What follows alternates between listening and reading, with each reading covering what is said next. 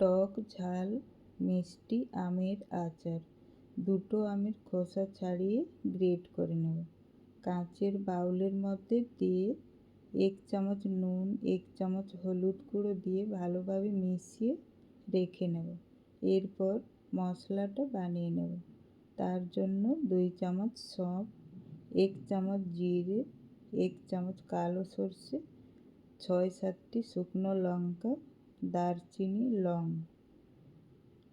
হালকা করে ভেজে গুঁড়ো করে নেব।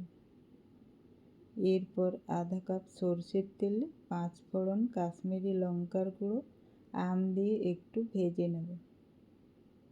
জলটা একটু শুকিয়ে নেব।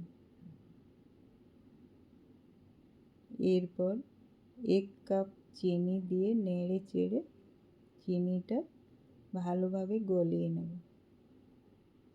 চিনি গলে গেলেই ভেজে রাখা মশলার গুঁড়ো দিয়ে নেড়ে চেড়ে 4-5 মিনিট এইভাবে মিশিয়ে নেব। জলটা একটু শুকিয়ে গেলে 1 চামচ ভিনেগার দিয়ে নেড়ে চেড়ে নামিয়ে নেব। ব্যাস রেডি হয়ে গেল টক ঝাল মিষ্টি আমের আচার।